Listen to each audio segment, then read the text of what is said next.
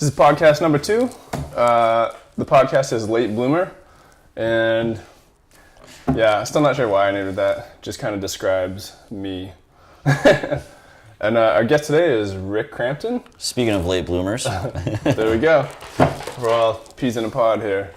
And today's topic is somewhat about nutrition, and fitness-focused nutrition. Rick, nice to have you. Brian, thanks for having me. Excellent. Yeah. All right, why don't we start with like a bit of your background? Like, what do you do? Why are we important? Why are we listening to you? My clients ask me that the same thing all the time. Mine do too. So I started my education at Springfield College. Yeah. Back in 2006, I went there. Graduated in 2010.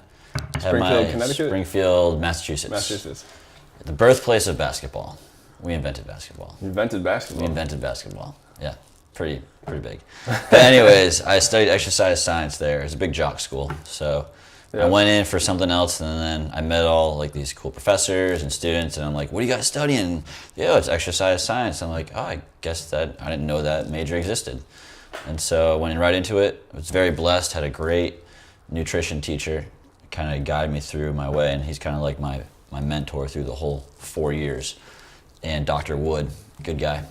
And ever since then, I got the bug and just been loving fitness and exercise ever since. Got my first job out of school at Equinox, which I am still at today. Equinox was your first job? First job. First personal training job. Right out of college? I've had many other jobs, but first job in the industry. That's interesting because my first podcast, Pat was on, and that was also his first job. That's right. Pat went to Springfield too. Did he? Yeah, very interesting stuff. Yeah. He played football too. He did. Yeah, he's a big dude. I was a small mammal, as they call it. There was a lot of people actually that went to Equinox from Springfield. Yeah, right? Jeff, Martine, Ben. Martine went to Springfield? Oh. Yeah, and we got should have paid more attention to that stuff. Yeah, did Martine play football too? He was supposed to, but he had a heart condition. They found out in his doctor's appointment before going. His heart was too big. He was too caring. Yeah, something like that. Yeah. So, yeah, and then went to Equinox, started my training there. That's where I met you. Yeah. And been Tier X now, so their highest level of training for the past year. Oh yeah, they changed it from Tier 4. From Tier 4 to Tier X. Completely different. I said Tier 4 last podcast, and now I'm sure people are Googling that, and they're like, what is Tier 4? Yeah. It doesn't exist. It's Tier X now. Now it's Tier X, all right. Yeah. It sounds remarkably similar to TRX, like the suspension trainer. They wanted to have the acronym TRX. Tier X. They wanted to bite the suspension trainers. Can they get sued for that? But there was something legally going on behind. There was. So nothing came out of nothing, and so it's just Tier X now. But they tried to make it shorter. But Tier X or TRX? What is it? Tier X. It just sounds like TRX, but it's Tier X. Okay, so not the acronym TRX. It's not that, no. It's tier. They wanted as in Tier 1, 2, 3, but Tier X. It was taken, yes. As in Roman numeral 10. All right. Yeah, correct. Cool. Yeah, so I've been blessed, a lot of education through that process, as you know. And just been fortunate to go through Equinox and meet a bunch of cool people and read up a bunch of stuff, and just being a sponge with information. And you're still there? Still there. Equinox. Yeah. Very cool. So at what point did you start getting into nutrition so much? When I went to college. Well, kind of growing up. Growing up, my mother was a nurse in cardiac rehab.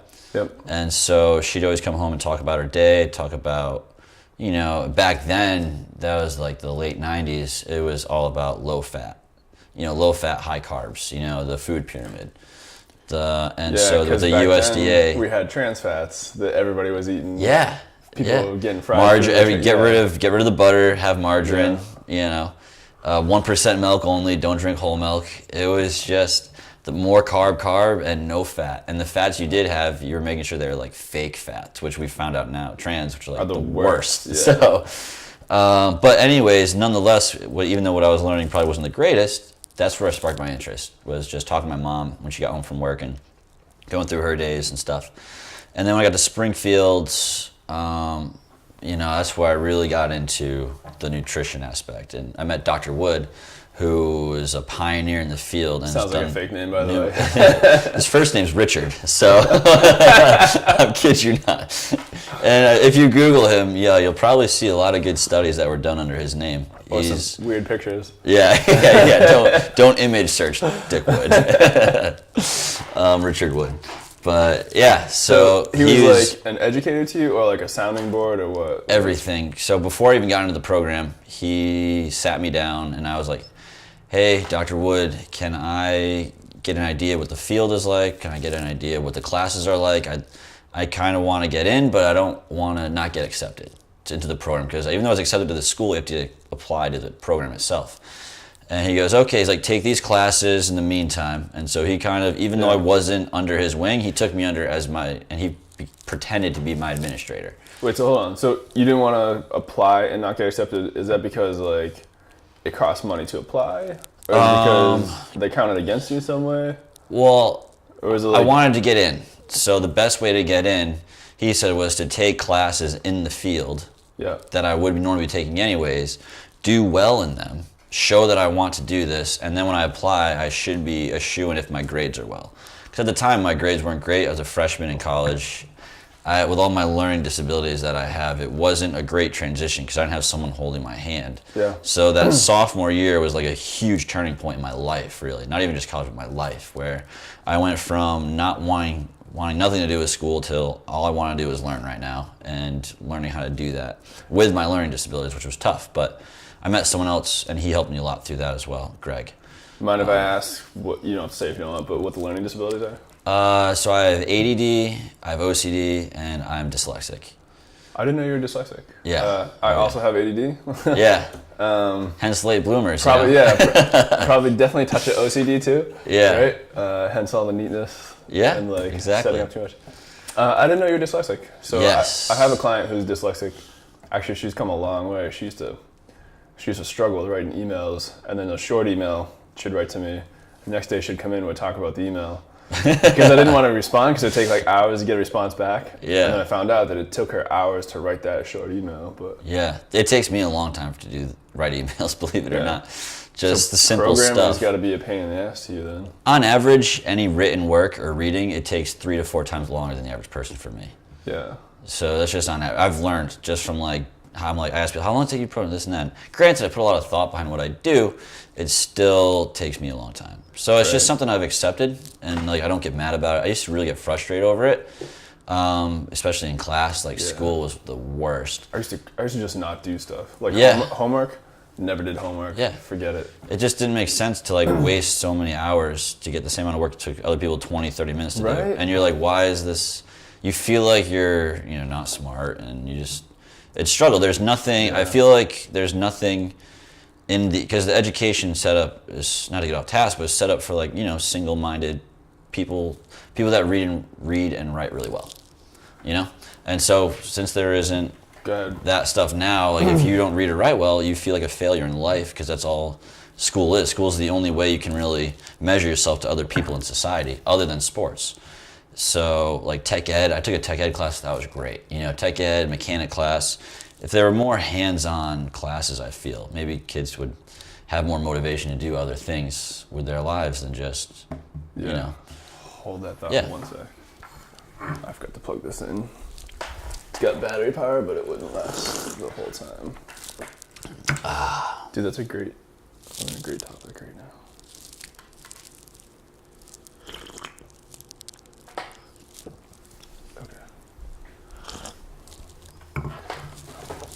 So, yeah, I actually agree. Yeah, so that was it with school.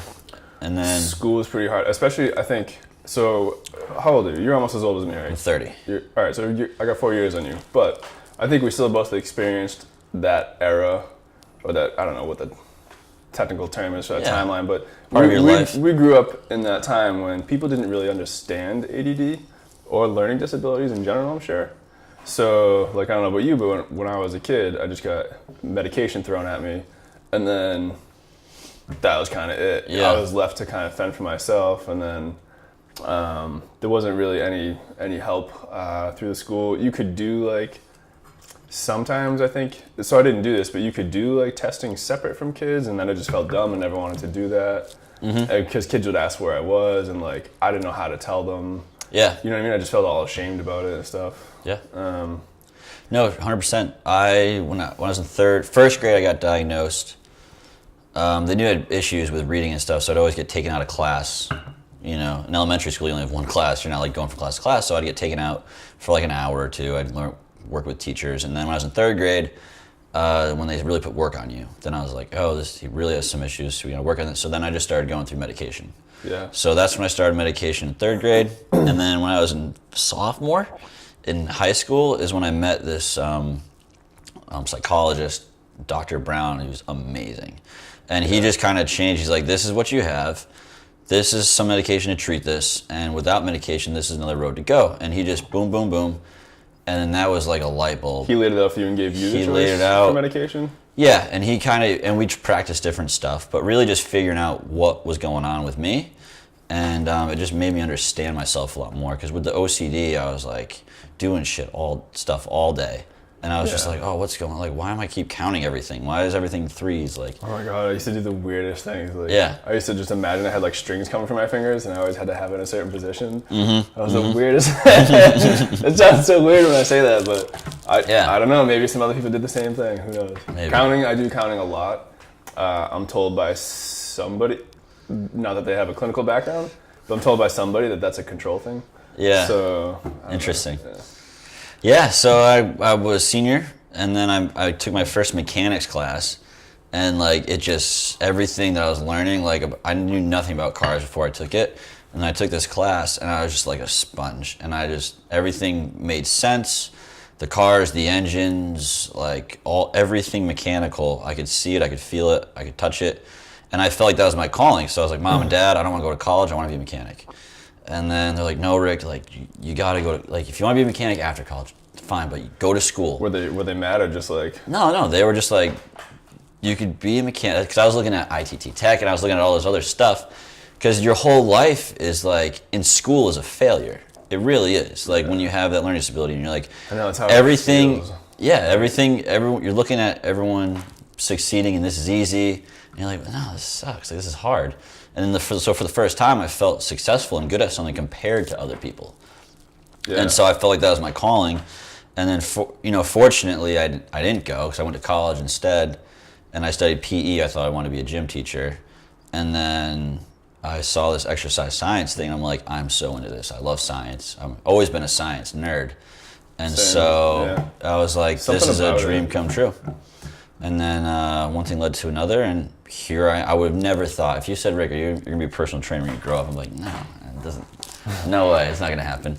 And I'm very fortunate and thankful that I am right now. Yeah. At such a great place too. Yeah, actually, you're in a good spot, man. And so your mom was a nurse, and did she help you? I mean, she had to have had some understanding of ADD at the time, even though we still didn't understand. Because it's very genetic. So my father. Yeah, I was gonna say, who has it? Your my mom father or your dad? My dad has it, and my whole dad's side has it too. My dad has it. He won't admit it. Yeah. Oh man, so, it's a generational thing, I think. I think so. Yeah. My dad didn't admit it either, but my grandfather had it. My uncle has it. My cousins on that side have it. So it's really. Yeah, my uncle on my dad's side has it. I don't know. There's another uncle on my dad's side who I just don't know too well, so I don't. Yeah. I don't know if he has it or not. I didn't really talk to him too much. Yeah. So it's there's no one out there, because you just think, growing up with all those disabilities, I feel just at the time you think this is hell, life is hell, everything sucks. But once you get out of school and once you don't have to go to school anymore and you go into the real world, and then you, holy cow, like life is amazing. Like this is cool. And all the skills you've learned to cope with stuff, the first 18, 22 years of your life, you can now use, and I feel you're more prepared for the real world when you go through all that hardship. As a kid with learning disabilities. Right, in school. Makes perseverance, I think, I don't want to say easier, but it makes it more, I think people who they come from disabilities and get to that stage, I think they persevere at a higher rate than people who don't, right? Yeah. Not to be like, I don't know, prejudiced against people who don't, but I just think that like able-bodied. when you come from when you come from that background of like you said, like it was a terrible thing to have in our minds. There was no real help. Like today, if you like if I had a kid today, right, and my kid had ADD, there'd be all this help for them, right? There's a lot of information. Yeah, there's a lot of information. Before it was just, oh, you're stupid, or technology today allows access to information. Yeah. And because of that, I think, and because of social media, more people, a vast majority of more people understand that there are actual disabilities like that, and they tend to they take that more seriously now. You know. Yeah. I was very fortunate too. My high school was a public school, but it had a great special education program. Yeah. So from the second I got into high school, I had, a class I spent with we had 8 periods a day. They're all like 45 to 50 minutes each period. And I spent 1 period a day throughout my whole 4 years with this one special education teacher and 2 paraprofessionals. So like that was like, all right, this is my work. Like, and she was like my mom away from home. She was my mom in school. That's like the best way to describe her. That's pretty Her awesome. name is Nancy Chiro. She helped me a lot. Without that, who knows if I would have graduated from high school. This is like high school you're talking about? Yeah. Yeah. So I was very fortunate for that. My high school was really small, and I don't think it was well funded. Yeah. And they definitely didn't have the best special education programs. So middle school especially was kind of rough, but I don't remember trying to take advantage of anything. I remember in high school trying to more pretend I didn't have a learning disability, and just I think in high school I ended up taking myself off of my medication for a little bit, and that's what I did too. just kind of explored new options. And then I got into Mass College of Pharmacy. Don't ask me how. And we've had experience taking all the medication. There you go, yeah. That'll make a good pharmacist. So, and I ended up actually going back on the medication, but trying different ones. And at that time, I was like, all right, there's more than just Ritalin. There's Concerta, Vyvanse. There's a bunch of other different medications. So I tried a bunch of different ones. Yeah. And dude, I think me just going through a bunch of different medications was worse on me than me just picking one and staying with it. Because to get on a medication, most of the medications we have today, they're a neurostimulant, right? So it's a central nervous system stimulant, CNS stimulant, basically. And they do offer a couple non-stimulant ones now, like norepinephrine reuptake inhibitors, such as Strattera, or Wellbutrin actually isn't. It's not a stimulant. Actually, I don't know. Is Wellbutrin a stimulant? I don't know. I'm not sure. I took it for 2 or 3 months. I think it's an antidepressant. It stopped working after a week, I remember. It does. I remember it worked really good for a week, and then I was like, this isn't working anymore. Yeah, maybe not. So I stopped taking it. Yeah. I think it's an antidepressant, which is why I never wanted to get on that. Yeah. Because in my mind, people who get on antidepressants get hooked. Yeah, it was the first time in my life that I woke up in the morning and wanted to get out of bed. Yeah? Normally. From Wellbutrin? Yeah, I took it and I was I wake up, the alarm go off, I'm like, oh, time to get up, time to get out. Now it's even today, I'm like, oh, I don't want to get out of bed. It's just a struggle. Yeah. So I wonder what it was about the brain that made me get up and want to get out of bed versus I'm now. Not sure. I do know ADD is closely tied to depression. Yeah. Could have something to do with that. I mean, not getting out of the bed, that could be I mean, you and I both know that could be habit. That could be the way you train your brain. Done a bunch of stuff. Yeah, especially when you get up at the things. hours that we get up at. Right. But so that was pretty much my childhood and how I led to Equinox, and here I am. So do you, if you don't mind me asking, are you on anything now? Do you? No, I want to be though. Do you? So I feel like now I'm at the level of my profession, my career, even my just personality. I know who I am. Yeah. And when you're a kid and you go on that stuff, it changes your personality. It really does. It really, I was a mute when I went on it, and kids were yeah. I was the class clown, that wild, crazy, fun kid, and always cracking jokes. And then I started going on the stuff, and I 180 degrees. Yeah, it messes with you. Robots, really badly. just mute. You don't want to talk. You just tunnel vision, and you're just listening to the teacher, doot, doot, doot, doot, doot. Yeah. And so I went off it, and I never went on it since. But now I weigh more too. I was 100 pounds back when I was on it. What did you weigh out of high school? I was 120 as a freshman, and when I graduated, I was 144. Oh. 144, 145 at 5'11". I would guess how much I weighed. What did you weigh as a senior in high school? 123 pounds. What? I can't see That's that. 6'2". What? I was a string. I played 12 years of soccer growing up. Surprised the police didn't go to your house. Be like, right, looking for the. Go to the Kramers. Be like, hey, crack. Why are you not feeding your child? Yeah, right. So wow. I actually would eat. I just wouldn't eat a ton. I didn't eat either. Yeah, it didn't make me eat at all. You know what else to do is like I had a lot of trouble sleeping. I think, and I didn't really realize that till even now. I have some trouble sleeping sometimes. Like if I get a pretty big stress in my life, it's hard. Do you take medicine now? No, I haven't taken any type of ADD meds for. I want to say like it's been like 4 or 5 years. Yeah. And so I won't mention her name, but one of my ex-girlfriends who you know. When I was in Equinox, I started seeing her at the same time when I was like re-experimenting, because in college I experimented with a bunch and then kind of like fizzled out, right? Like that just got to me and I decided that school wasn't for me at the time. Dicked around too much, lost my scholarship money. Nope, take that back. I didn't have a scholarship. Parents were helping out with that one. And they didn't want to pay for the second year because they thought that I was just like kind of effing off, which I guess in a sense I was. Whatever passed, whatever led to that kind of stayed there, and I associated that with me messing around with the medication, so I just went off again and kind of stayed off for a while. Although I did try it again when I went back to, so I went to 2 years later after dropping out, I went to Massasoit, which is a community college.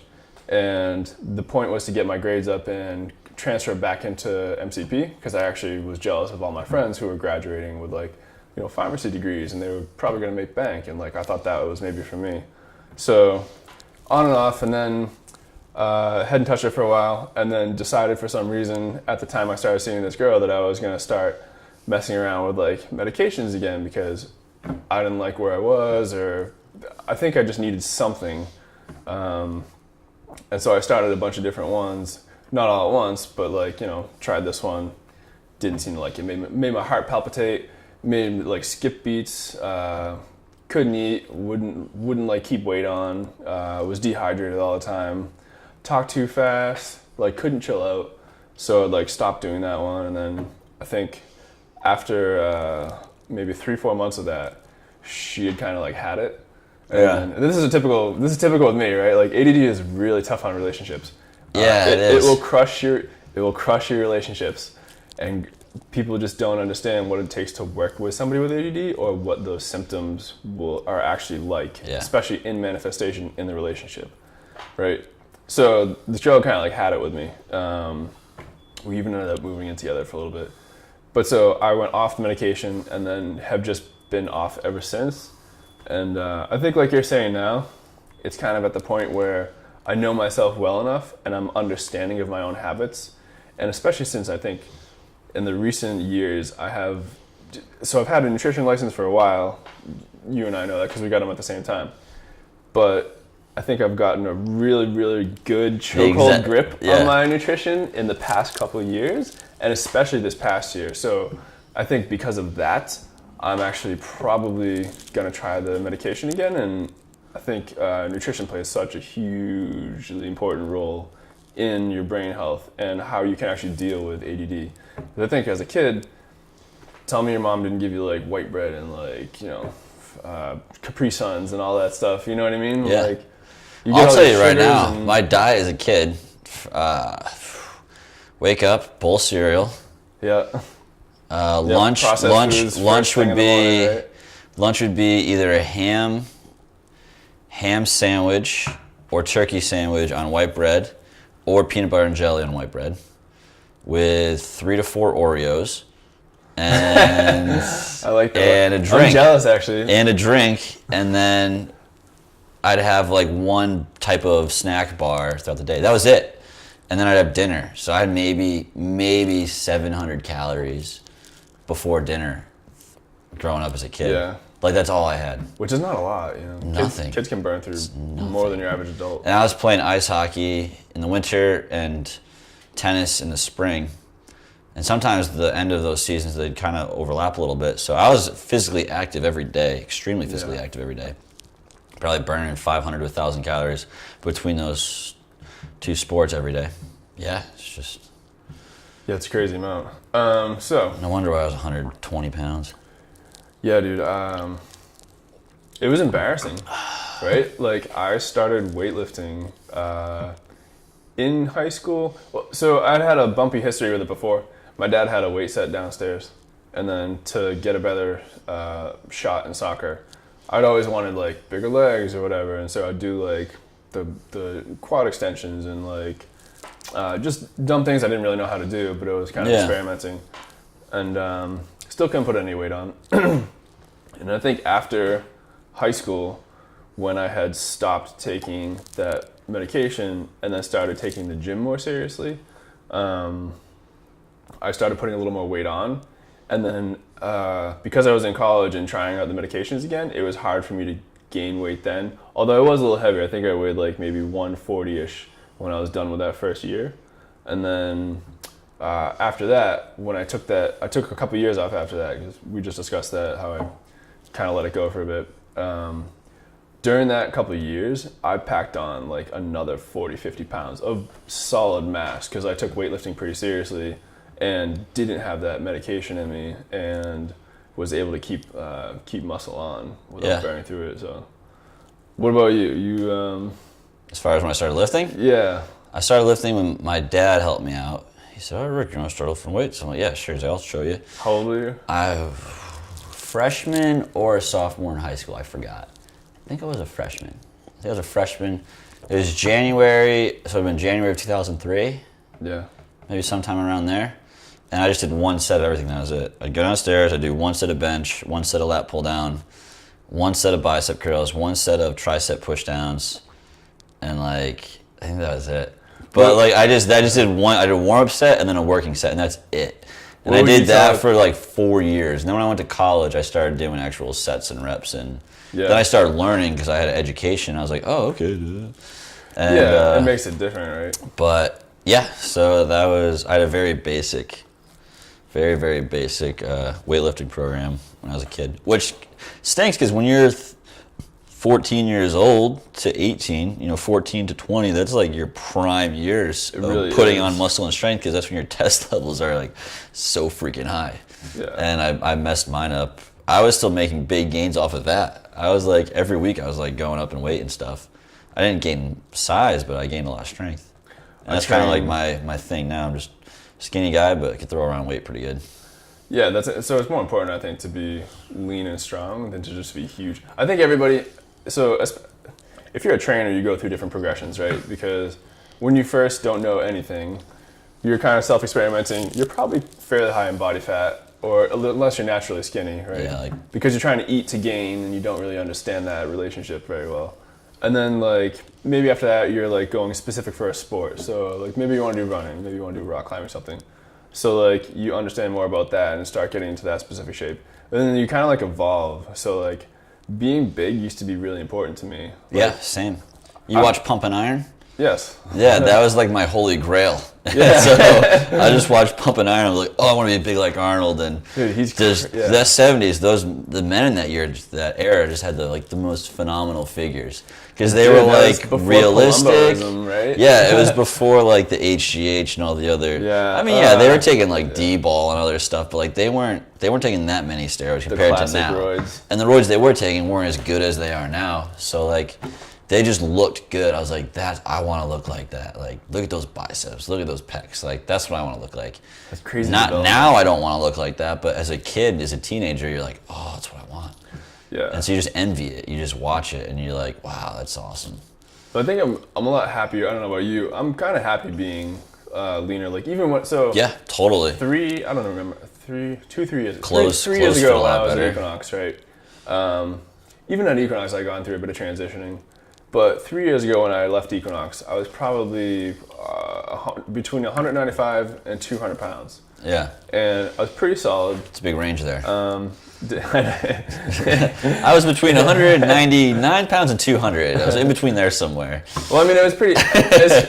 it was pretty consistent, right? Like, yeah, I got what you're saying. I had a routine. My amount of lifting and eating was pretty consistent. Yeah. And I wasn't doing much extracurriculars outside of just like lifting and taking care of myself. So it was pretty easy for me to control that. And then so afterwards, I had a few endeavors. I went to another business. I won't even mention it, but I taught a little bit of jiu-jitsu there. And then they really wanted me to do some personal training. And it's like, I didn't really flow with their style of training. So I kind of just exited there and then went into business for myself. But since then, I've been like slowly tapering down in weight because I've been trying these new diets and stuff. And I think right now, I'm probably like 180 pounds. And Yeah. I'm probably about as strong as I was when I was 195. That's good. Probably not my max, but for reps, for endurance, Okay. cardio is insane. Yeah. But I think for specific sports, like, so I just got back into jiu-jitsu, and in jiu-jitsu, Muscular endurance is huge for that. you can be a heavy person and it's pretty hard to deal with you, but you can also be lighter and just make your body really efficient. And that's something I think I really appreciate, especially getting into my, let's call it, older age. Yeah. Right? Like, I don't feel the need to be huge anymore. But what about you? Any goals? I'm just maintaining right Just now. gonna maintain. I'd like to have bigger arms. Bigger And of arms. course, You've been saying that. All right, Rick. I've been known saying you that for a while. forever. Yeah, you've been saying that for a long I time. do nothing about it though. Like I don't ever lift my arms. Didn't I offer to train you once? You did train with me once. We did like one Yeah. day of arms together. Yeah. I don't think you did half the So- stuff I did. No, whatever. If I was with you, I did whatever you said to do. Yeah, I just lift to live now, I guess you could say. So I'm just maintaining. So I still want to be strong. So I want to make sure I could always deadlift at least 400 and back squat at least 350. Those are just like my and bench press 200. Like those three numbers, like whatever I do in life, Wait, so I can do whatever I want. You want to bench press 200? Oh, just as a minimum, like never less than. So I never want to be able to bench less than 200. Okay. Deadlift less than 400 or Okay. back squat less than 350. Okay. Like those are just like, I feel very strong at those weights. Yep. And I figure I can do whatever I want with my workouts outside as long as I can maintain those numbers. Because I feel like if I can maintain those numbers, I'm not losing much muscle or strength. Does that make sense? It does. So I do those. I actually do all three of those at least once a week. The bench I change up to an incline and dumbbell. That's always variable, but I usually always do at least 200 pounds, at least 2 or 3, 4 times. But yeah, the deadlift once a week, back squat once a week, and that's it. I only really lift weights 3 times a week, and then I do cardio. I did a cardiovascular test, endurance test, and found out my low end cardio is very poor. Not poor, but I'm still in the excellent range. But for how good my top end is, my low end is very bad. You did your VO2 max or what? Yes, I did that test, and Okay. so. Oh, using the machines that. Yeah, it's called the Cortex. They changed it. Yeah, it's changed it. It's new. It's not great. It's it's very finicky. But Did you use the old system? no, I did use the old system 2 years ago with Brandon. He took me on one. I used the bike test for that. Yeah. But yeah, so I've been focusing a lot more on cardio now, and steady state cardio. Yeah. So I still do intervals once a week, but the steady state cardio is very important for me and my endurance and for my heart too. I think a lot of people forget about that. Yeah. Which is, you always have to train the heart as well. And just because you're doing, high intensity training all day, well, I'm gonna heart. No, it's like steady state, low end cardio is needed for heart health. Yeah. All right, speaking of the heart, what do you do for diet for the heart? Actually, so hold on, before we do this, I want to go back to make a point. Have you ever had a period where you're just like lazy and out of shape? And out of shape I use as a very loose term. I don't think so. No? When I was... So cardio's always been a part of... No, I've never done cardio. That's why it was so bad. So I'm have just you noticed a genetically... difference Like, in your brain health and like the way you're able to operate by doing cardio? I don't think so. You're not sure? No. Like, I've always been active. Yeah. So, as a kid, I played hockey. Like, I think hockey is one of the most cardiovascular endurance sports. You're always sports. doing stuff then. Just between lactate threshold and lungs and legs are on fire. Yeah. And so but like I think that put me in a good position to have a good engine. Because like even though I never did any cardio whatsoever, I hop on a treadmill and I'll beat a test that everyone else in the gym can't even, scores they can't get to. You know? Yeah. Like top 95%, whatever, that's with doing no cardio.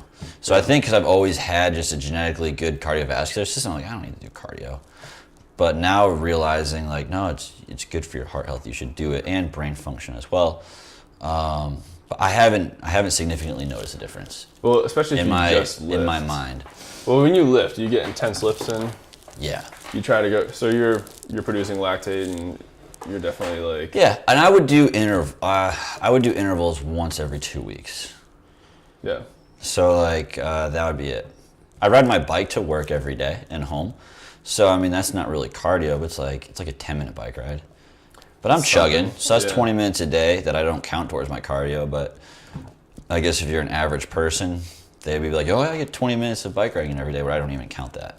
Yeah. So it's not until you're enabled to work out, I think, that you realize how much exercise you actually do all day when you're a trainer, you know?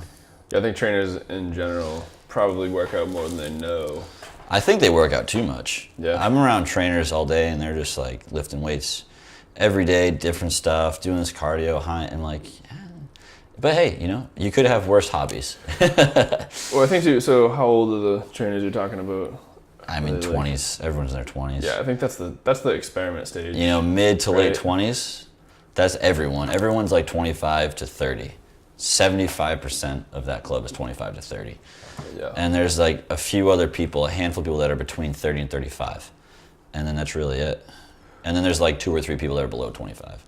Yeah. But yeah, majority 25 to 30. Yeah, interesting. Yeah, I think at that age, you can recover fast enough because your metabolism works well enough where you can kind of get away with that stuff, but it's almost like if you were to know back when you were like 15 what you know now, you probably would have trained differently, right? Train differently, eat differently. I would have tried to have a different mindset in school. Yeah. Definitely. I feel like if I knew what I know now, I'd be at like Harvard or something like that. But I like how everything turned out, so I'm not like regretting anything. Yeah. It's just my point is that like that's life. So those kids who are 20, mid to late 20s, they're lifting like crazy, but if they're actually to, slow down their lifts to like, let's say you do 3 days a week, let's say 3, even 4, not every day, and then train interval training and just focus on recovery more, they could probably see better benefits. Right? Yeah. I think too though, at least the trainers that I know, they're working out not for results, because everyone that I know for the most part is very happy with where they're at physically. And, if they wanted to lose a little bit extra pounds or put on a little bit extra muscle, they'd be more towards their diet. But I think everyone that I know that works out all the time, except for like a handful of guys that are like cut and phase or like do physique shows or whatever, which is like 2 or 3 people out of 30. Everyone's just kind of working out because they enjoy it and it's to be healthy. Yeah. It's like they just know they have to work out today. It's like you wake up, you have to drink water and eat food. It's just part of your life. Like I guess when you're a trainer, you don't think of, am I going to work out today? It's like, no, I'm going to. So it's what am I going to do? What am I going to do? Right? Exactly. Your Yeah. mindset's what am I doing for workout instead of do I have to work out today? The power of habit. Yeah. If we could only give that to our clients. I know. Right? Yeah. Well, also in our defense or in their defense, I work at a gym. Yeah. So like, it's in front of your face all day long. If I have 2 hours off between clients, I'm working out and I'm going to shower and get some food. Yeah. So, my day is just a little different than the average human beings because I work at a gym. So.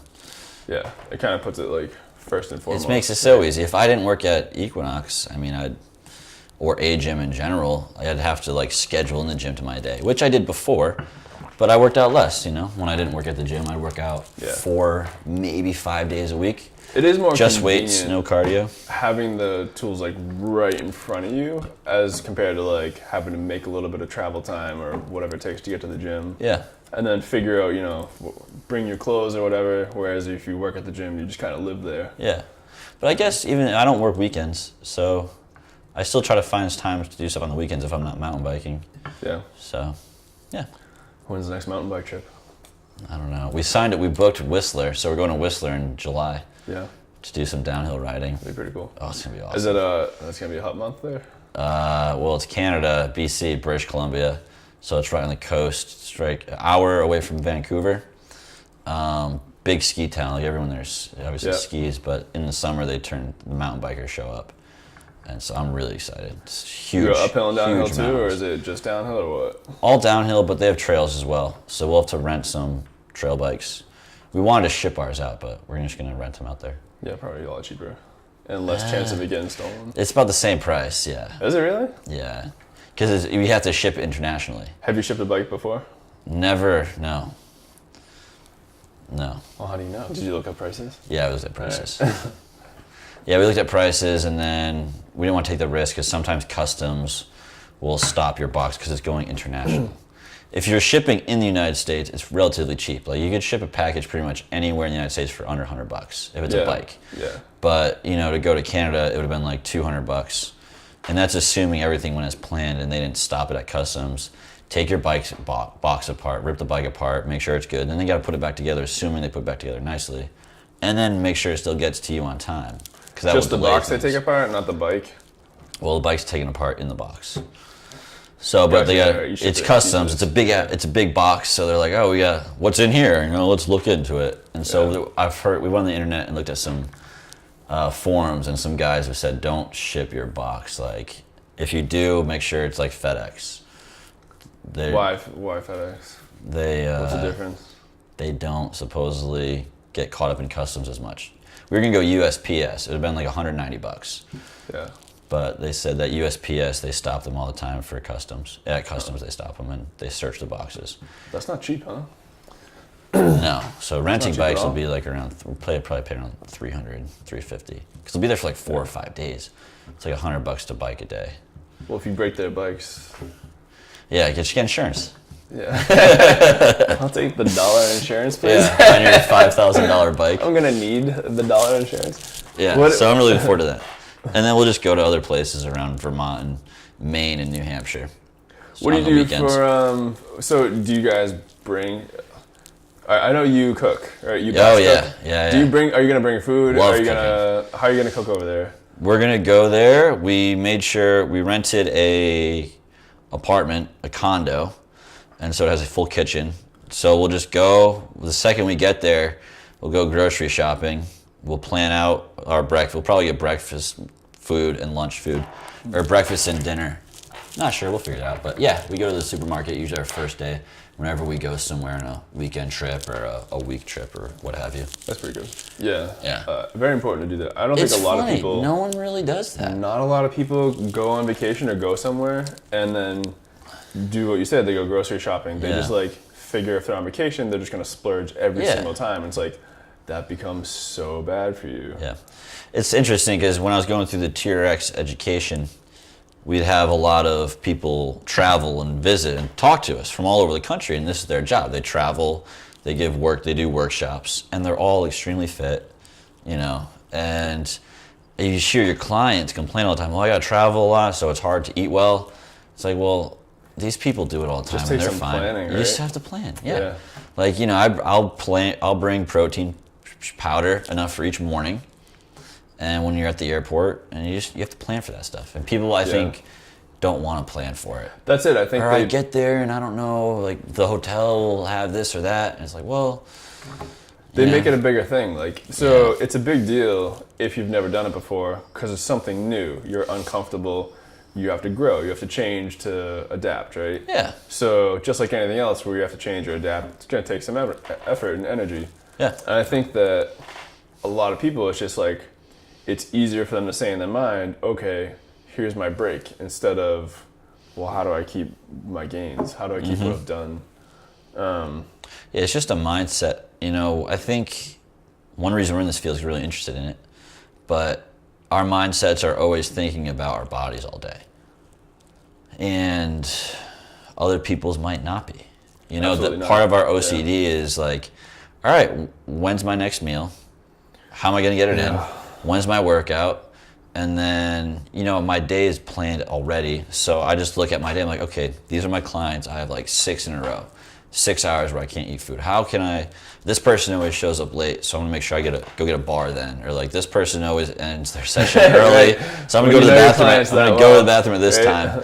And you just kind of, even though you have a 6 hour gap where technically you can't do anything but just be in front of people, you find ways to even get food in because you know you need to. And our clients, I think they just don't either want to or they don't feel like putting that effort in to really put it a priority. It's not a priority. Well, so to be fair to a lot of, our clientele isn't exactly the same now, but when I used to work at Equinox, we all had that desk jockey, no matter what their position was. The financial district. In the financial district, they were all pretty much sitting at a desk. Mostly either lawyers or finance guys. Yes. So to their credit, though, they probably have like a high-stress job, and they probably do put a lot of decision-making power into their jobs. So it's like harder for them to, you're not. By the end of the day, you're not left with as much decision-making power. Yeah. So it is a little harder to put that together, which is why they would pay a trainer.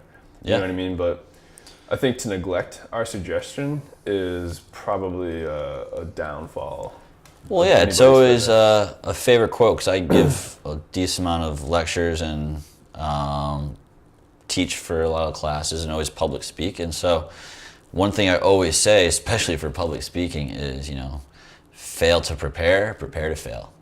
Yeah. And so plan your dive, dive your plan, as they say, like in the Navy.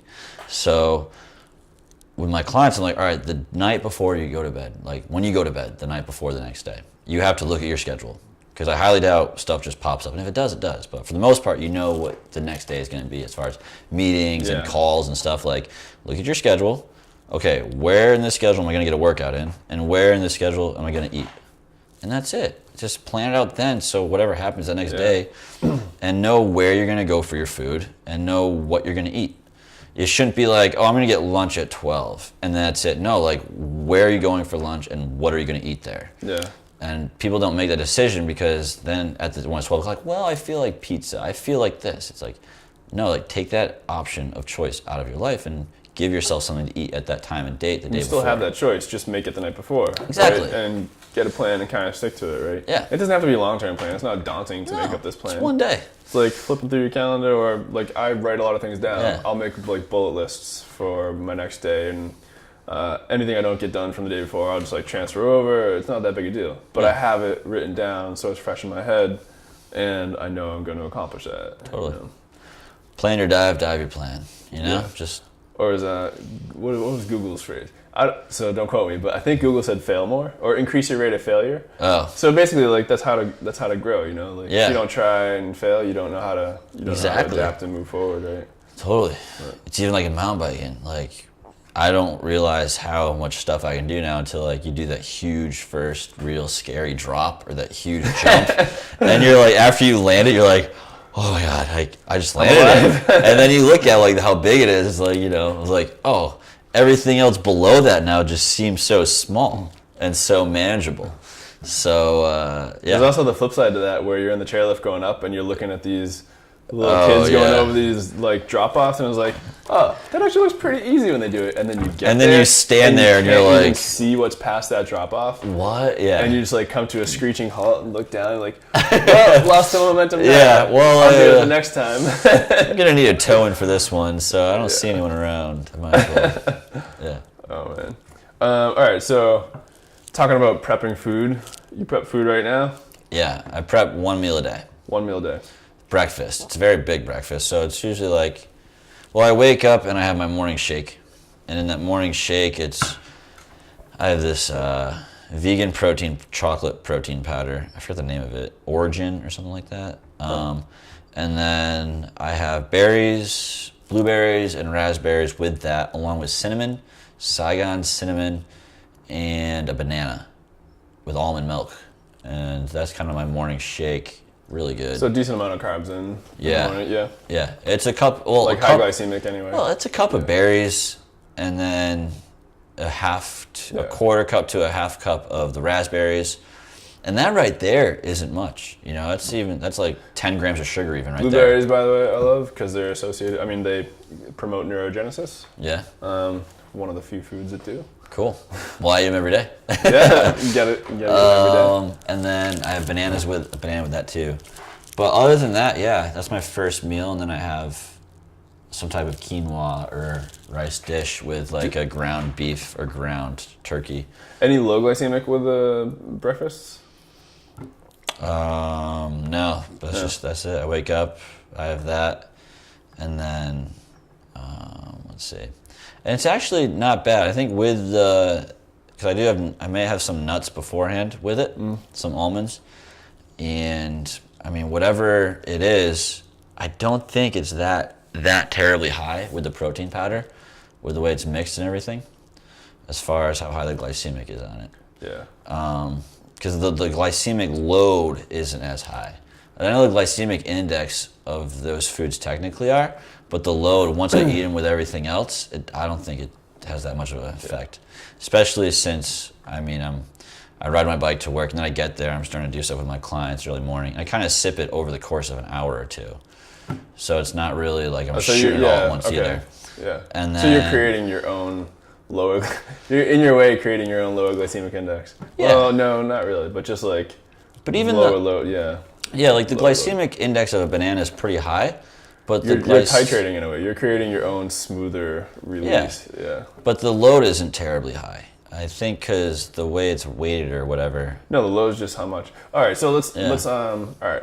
Anyways. I gotta get used to doing this for the podcast in general, but let's say you don't know what glycemic index is or glycemic loads. Can you define those? Define what? Glycemic index.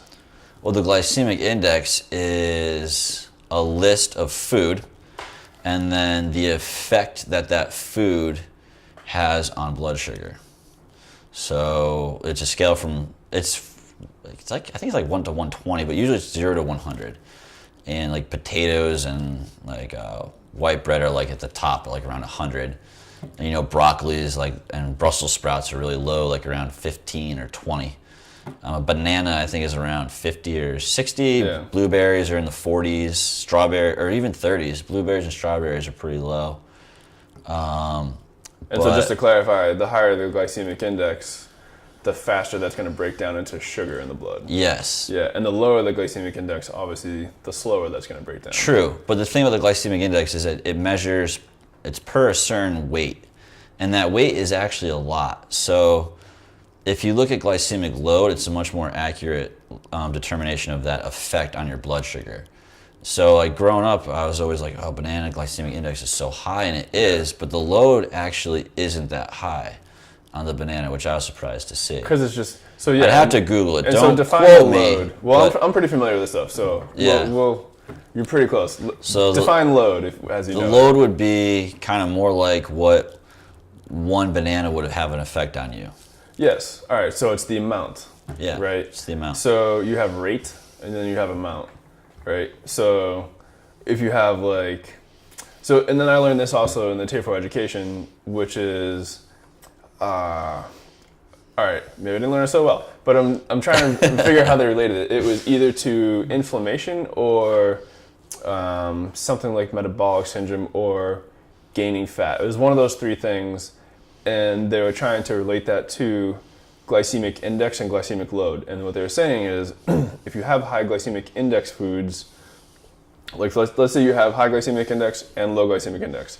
Person A eats high, person B eats low. The amount of carbs at that point, it really doesn't matter how much of the lower glycemic index you have, because it's that lower glycemic index, so it transfers more slowly. So if you were to have a decent amount of high glycemic index carbohydrates, it would have a much worse effect on you than if you were to have the same amount, the same load of lower glycemic index. Like one would store as fat, one really wouldn't, or don't quote me, or if it's what am I talking about? Or if it's attributing to inflammation, one that's the lower glycemic index doesn't contribute that much to inflammation, whereas the higher glycemic index does. Does that make sense? Yeah, I get what you're saying, but I think I just botched that whole thing. It's okay. But you can always edit it out. We're probably gonna edit that part out. That, no, because it's been a while since I specifically went over that part. I do. So the load is just how many carbs you're consuming. The index is how fast they break down into blood sugar.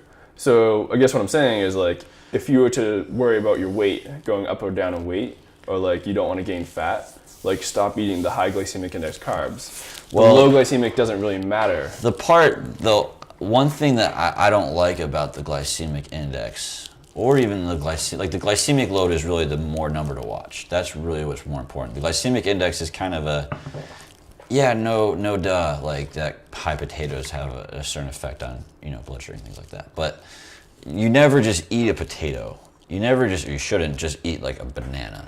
It's always, usually you're eating foods in a meal or with other foods.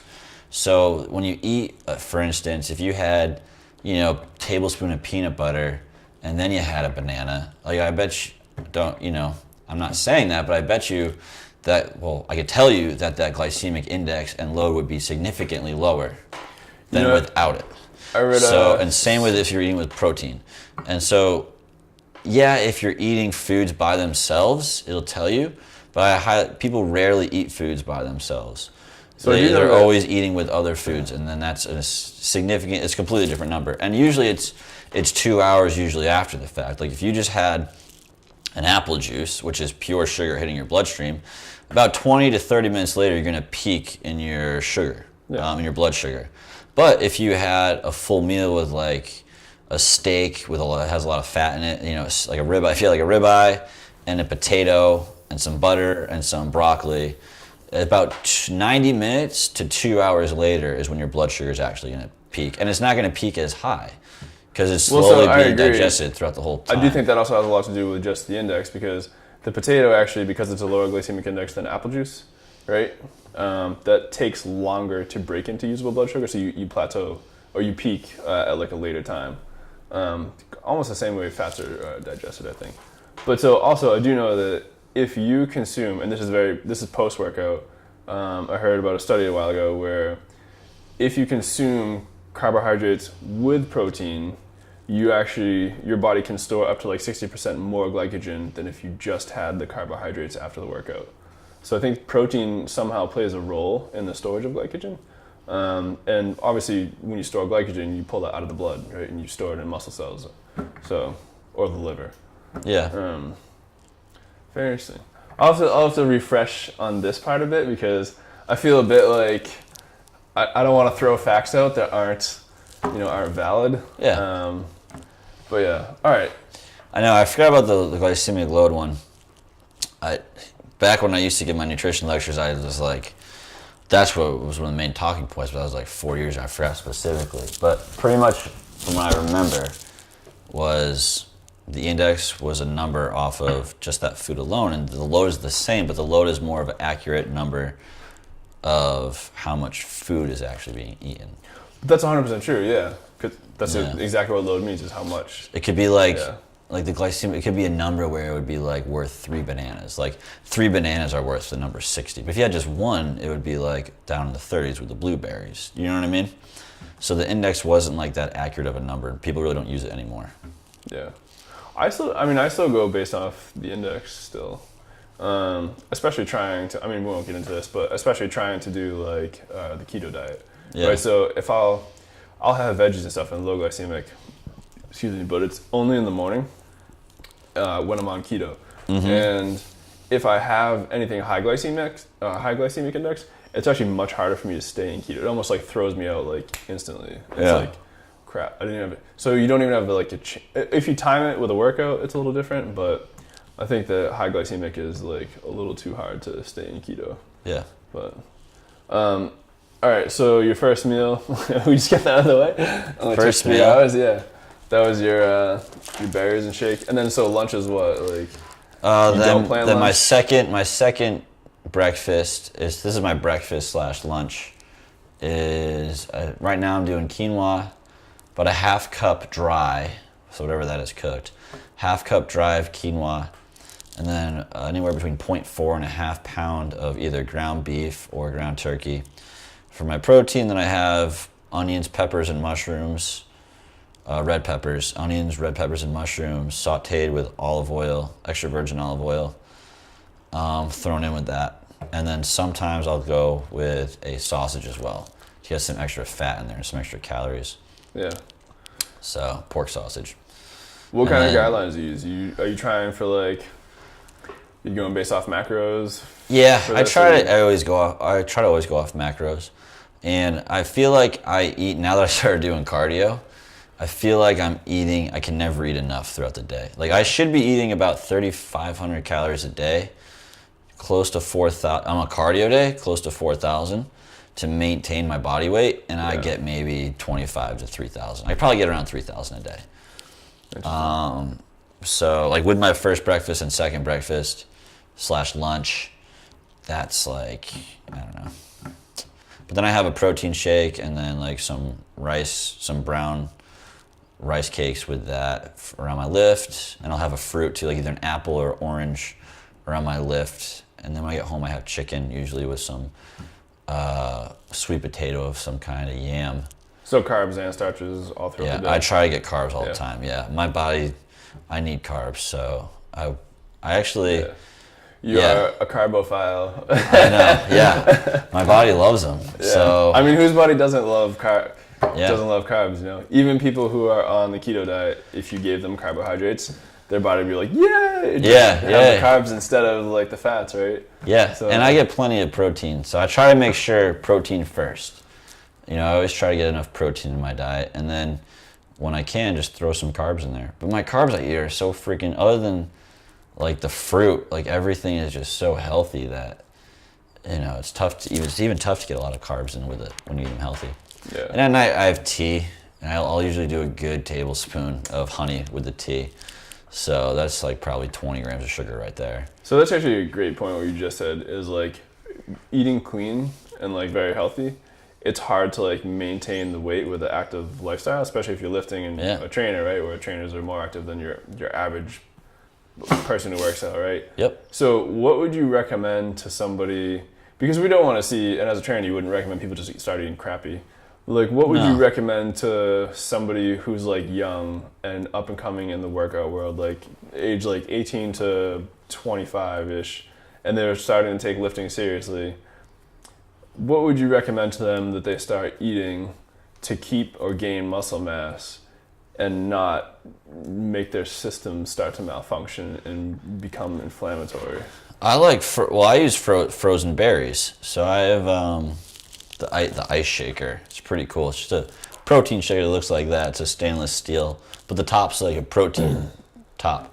And I just make my shake in the morning because I figured... Like the blender bottle cups? Yeah, it's like a blender bottle, but it's just made of stainless steel and keeps everything... So I can drink my frozen concoction in the morning for like 2, 3, 4 hours later and it's still ice cold.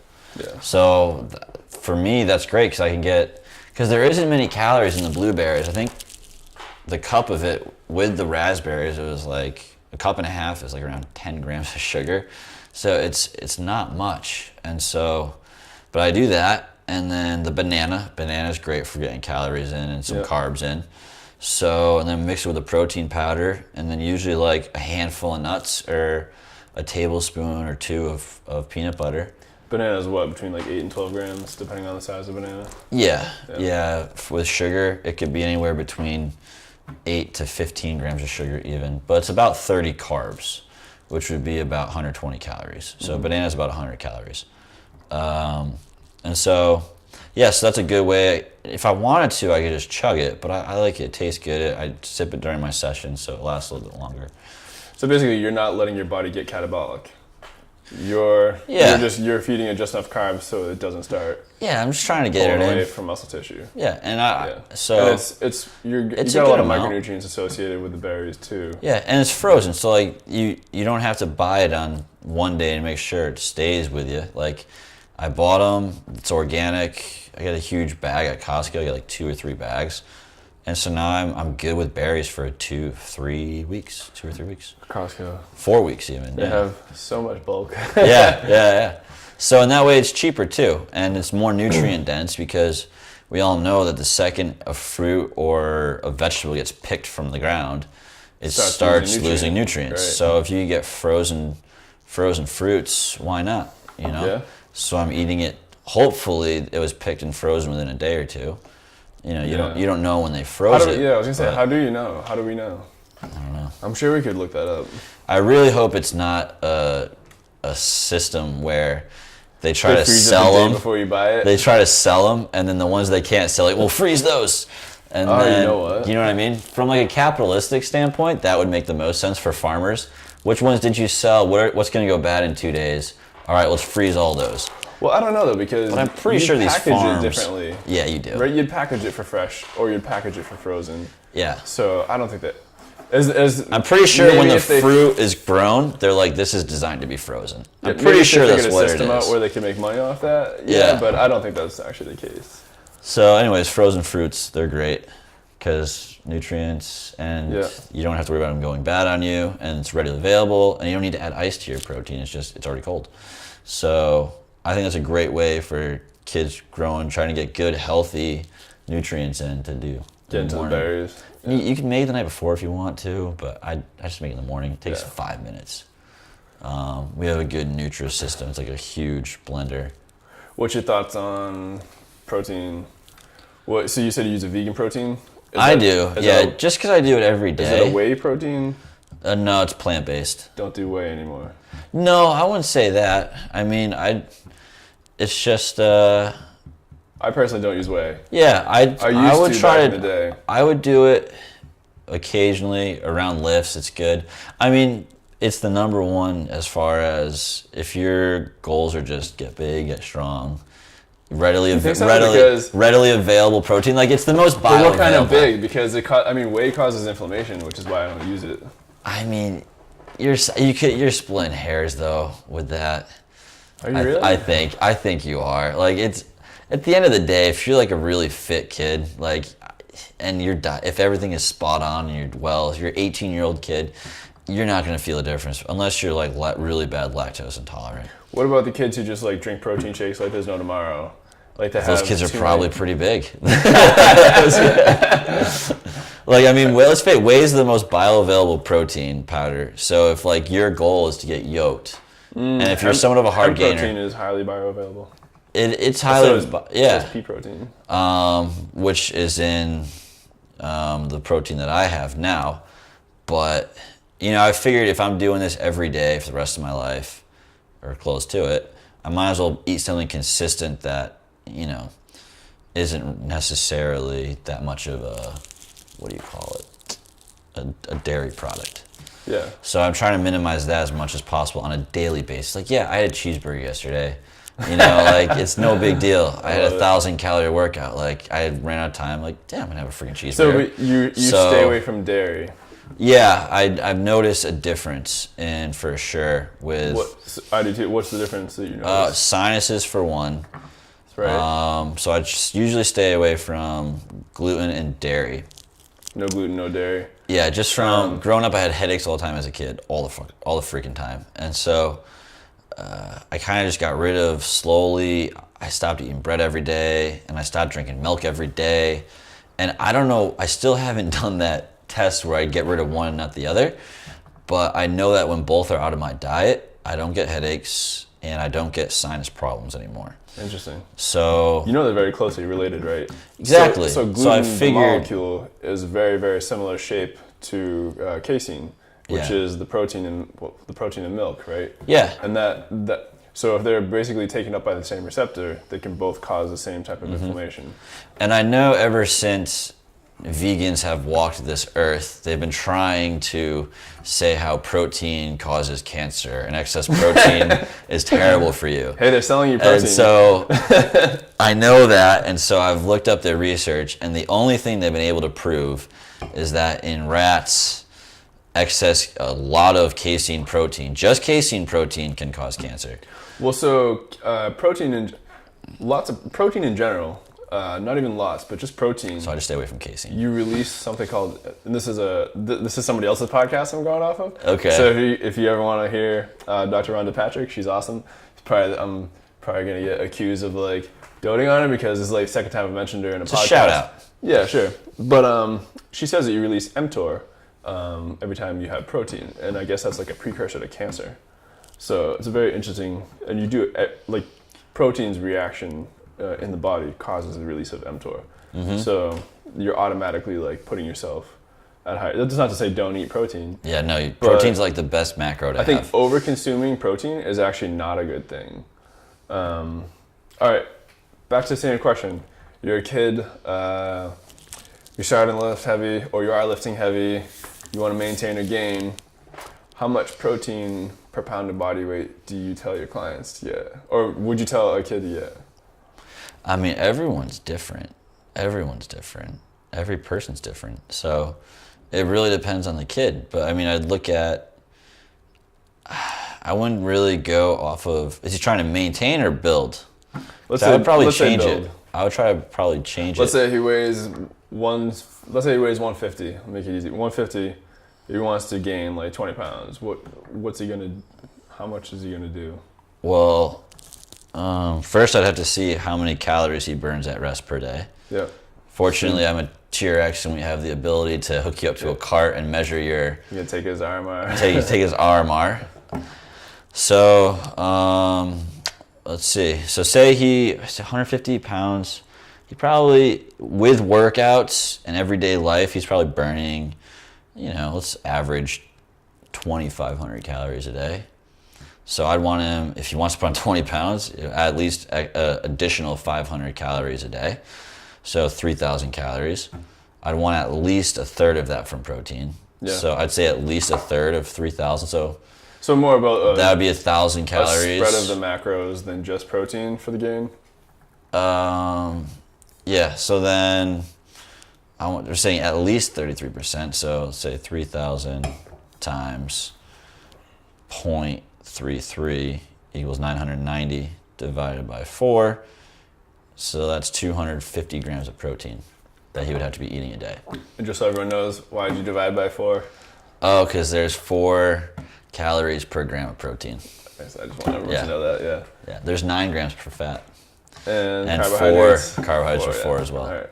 Yeah, so I mean, if he wants to put on that much weight, 250 is a lot, but I mean, yeah, you're eating 3,000 calories a day, kid. So yeah. I don't think it's that much when you consider the fact of that's only 33% of his daily intake. Yeah. So I'd say between 200 and 250. That would be my range for him. 200 and 250 grams of protein? Between 200 and 250. And then I'd put the carbs at the very high end too. And then fats would be... Would you match the amount of protein? Like a 1-to-1 for carbs and protein? I'd put more carbs than protein. More carbs? Yeah. And then timing, what's your take on timing for that? I mean, it's funny because lifts, or if you listen to PN and if you listen like Precision Nutrition and you listen to all that other stuff, they don't believe that timing matters. They just think all that matters at the end of the day is the calories that you take in. And if you take in 50, I'm just saying what they say. Matters. I'm just saying what they say. No, I know. So I'm gonna go. Have certifications from Precision Nutrition. Yeah, and so according to them, that you could have like 100 grams of protein in the morning and then 100 at night, just 2 meals a day, and it's fine. But there has to be a point at which timing does matter. Because if I said, okay, well, let's just break it down to the week then. I want you to get, let's say 200 is 200 grams a day times 7 days a week. That's 1,400. I want you to get 1,400 grams of protein on Monday, and then you should be fine for the week because timing doesn't matter. Yeah. Which is absolute BS. Wrong, right? It's wrong. So you've now made a window that their time does matter. So what is that window of time that matters? So do you think that that's actually because they're trying to, like, the Precision Nutrition Level 1 certification is probably different than Level 2, which is probably different than another level, right? Well, do you think they're giving you generalized based on, like, here's how you coach your clients if you're new to it? Or, because it's not advanced. I think they matter because he said, according to the studies that they looked at, that in the course of a day, as long as you ate the same amount of protein per 24 hours, that it didn't matter when you got it in. And so I would 24-hour window is their time then. That's their time. Yeah. So, but anyways, with that said, that's like what we've learned and what they say the standard is. I would still try to recommend eating every 3 hours or so, or every 2. You're trying to gain weight every 2 hours maybe. Yeah. Just try to keep constantly feeding the body. It takes 3 to 4 hours for something to go through your small intestine. So That's why people usually say eat every 3 to 4 hours, because at the end of 3 to 4 hours, the food you ate is no longer being really digested. Nutrients aren't really being absorbed. So at the level that they were 3 to 4 over the course of the past 3 to 4 hours. Fats, but yeah, some things take longer than others, and some stuff stays in your stomach longer than others. I mean, stuff can stay in your stomach for 12 hours. Yeah, if you swallow a marble. Yeah. So. I keep going for my tea and there's nothing left. Yeah, I know. There's nothing left. I'm allowed to. I got a little. You want a water? I'm all right. I'm good. Yeah. So for a kid like that, this took a long way to get to this answer, huh? Yeah. So I'd probably say 5 meals a day. No, it's great because any kid who's going to listen to this is going to learn consistently. I mean. Yeah. So five meals a day would be 50 grams of protein per meal. Boom. And so that's. It's like 8 ounces, that's like 10 ounces of chicken, which isn't terrible, but that's 5 meals a day. So it's like a lot of eggs, a lot of chicken. You gotta be calculating out your protein, and then you gotta be getting your carbs in.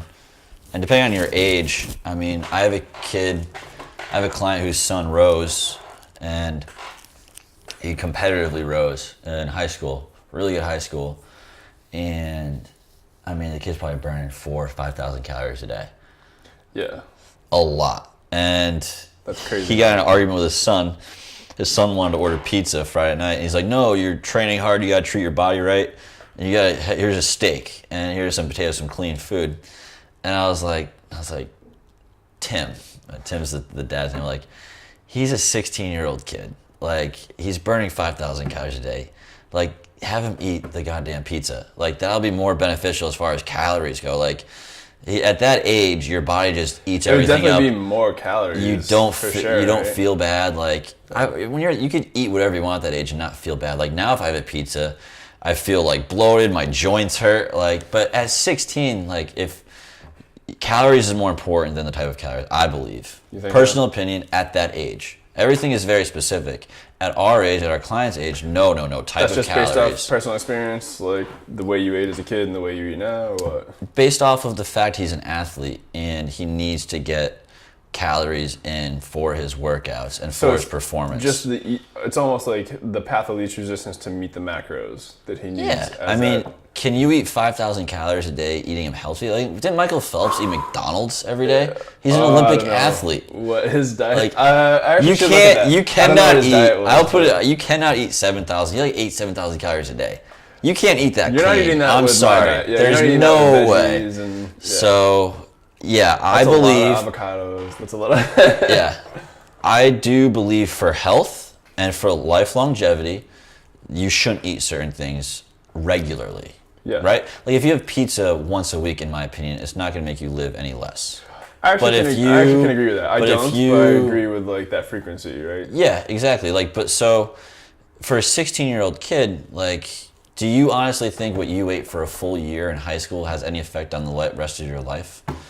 Do you know what I mean? Well, so that there could be many different branches to that. Like if I ate crappy and had like ADD outbursts, then yeah, it probably had an effect. Maybe like I turned a lot of people off who I could have an opportunity for. I'm just saying. But you're talking about in terms of your body, probably physiological danger to your body. No, probably not. No.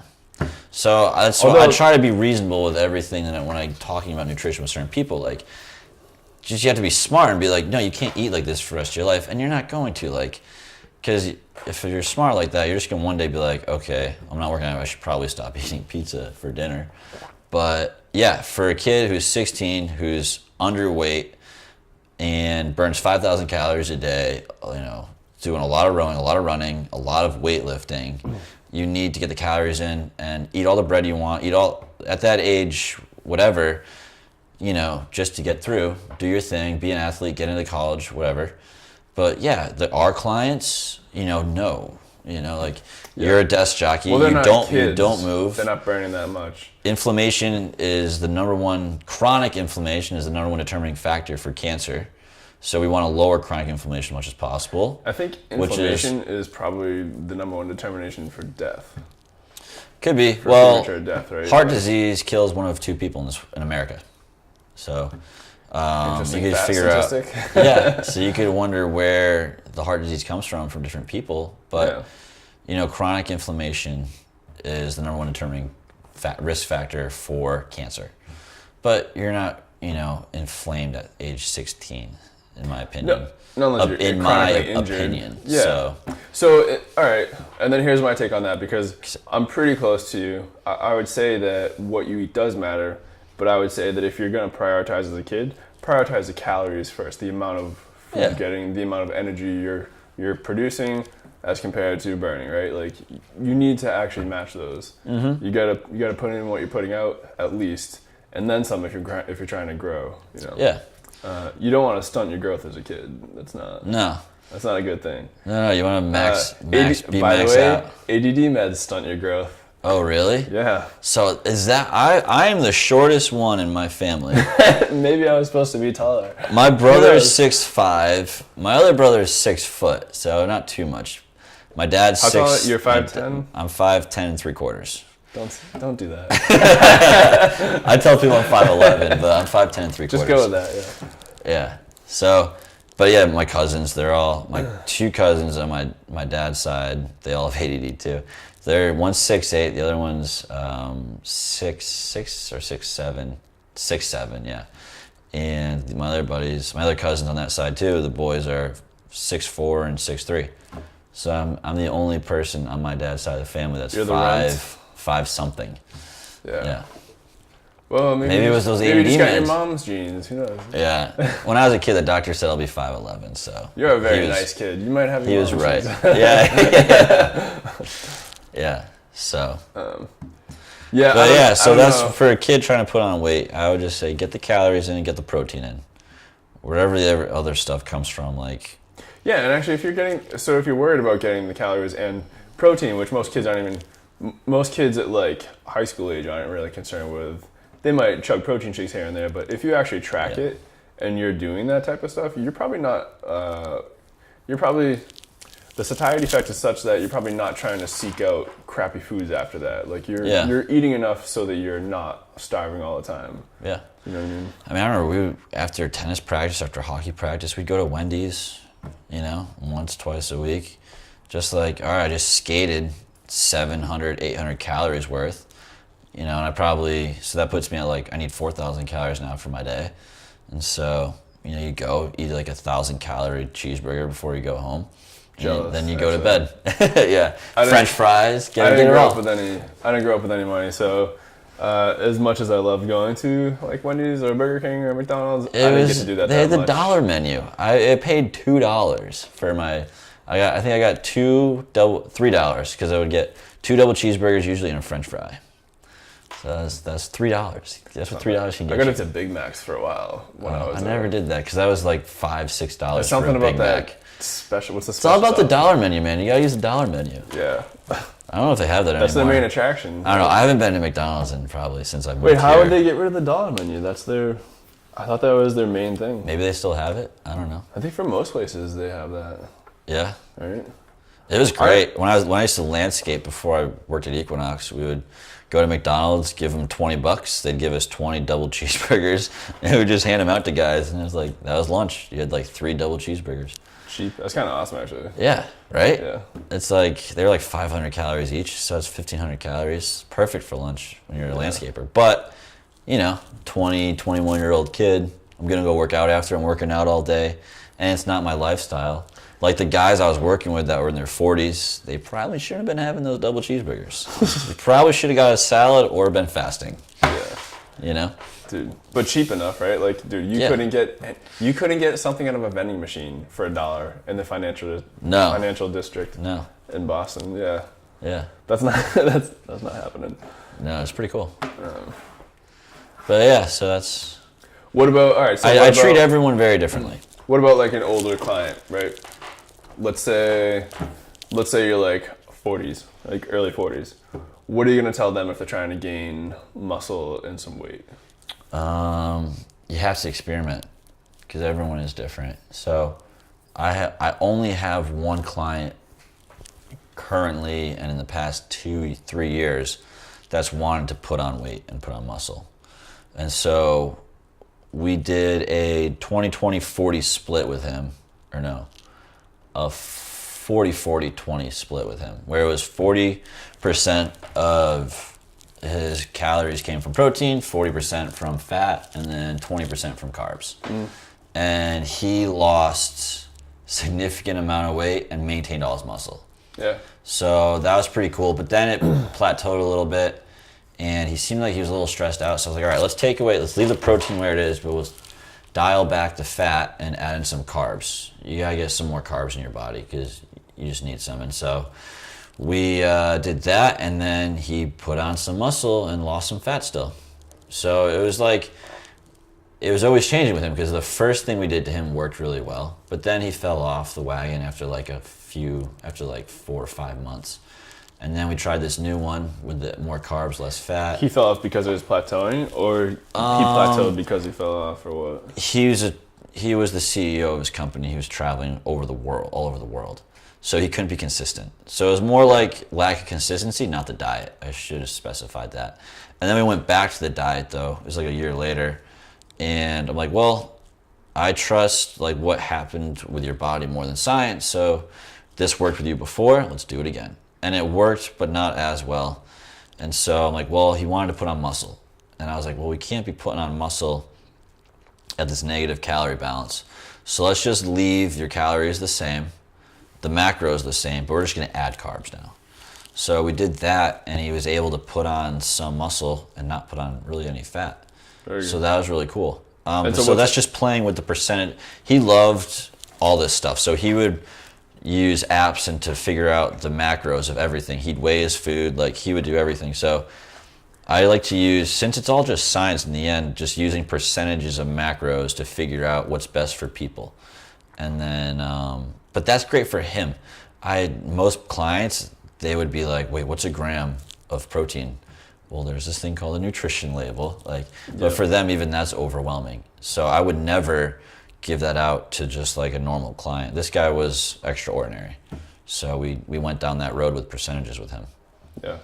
Yeah, most people it's like, all right, I need to get a serving of protein with your lunch. Like, look at the size of your fist, size of your palm. I want two palms. Yeah, it's really great. Yeah. I really do like the hand techniques. Pretty easy because most people are relatively congruent in their, like, if I'm bigger than you, my hand's probably bigger than yours. If you're small, you know what I mean? Women have smaller hands than men generally. There you go. So, and they require less energy because they have less muscle mass than men do. So it's like, it really works out great to have like, all right, you should have 2 servings of protein. You're a male, you should have 2 servings of protein with every meal. So look at your palm, that's a serving of protein. And then, you should have 2 fists of veggies. You should have a cup of carbs or 2 cups of carbs. Like, it's pretty cool. Yeah. I like that. Interesting method, yeah. But it's a good replacement too for having to use a scale, because I think the second it's almost like you putting work on them. You're not, but if they feel like you're putting work on them, like, oh no, I have to figure out my own percentages now. It's almost like they just like get overwhelmed. It takes a lot of work, right? Yeah. And these people, they really don't want to put the work into it because they really don't want the results that bad.